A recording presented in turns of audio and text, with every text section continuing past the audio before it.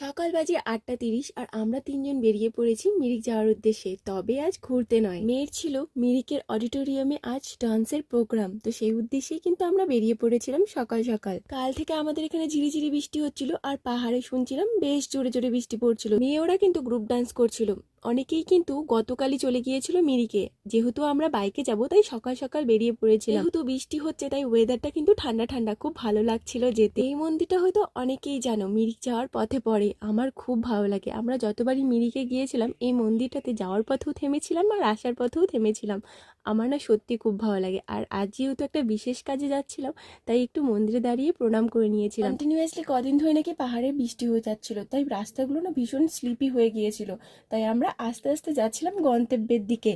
মিরিকে আমরা কিন্তু ফাইনালি পৌঁছে গিয়েছি। পৌঁছে গিয়ে কিন্তু প্রথমে একটা দোকান দেখে ব্রেকফাস্টের জন্য বসে পড়েছিলাম। সকাল সকাল শুধু চা খেয়ে বেরিয়েছিলাম তাই খিদে পেয়ে গিয়েছিল। প্রথমেই এখানে আমাদের দিয়ে দিয়েছিল 2 কাপ কফি আর আমরা সাথে অর্ডার করেছিলাম 1 প্লেট আলু পরোটা আর 1 প্লেট চাউমিন। কিন্তু সেটা দিতে দিতে প্রায় 40 মিনিট লেট করে দিয়েছিল আর আমাদের হচ্ছিল দেরি। তাই ফটাফট খেয়ে নিয়ে আমরা অডিটোরিয়ামের ভিতরে চলে এসেছিলাম। এখানে সব বাচ্চারা হচ্ছিল রেডি, আমার মেয়েও রেডি হয়ে গিয়েছে আর আমরা কিন্তু অনেক কিছু করেছিলাম, সেগুলো দেখতে পারবে নেক্সট ভিডিওতে। আজকে ভিডিওটা এখানে টাটা।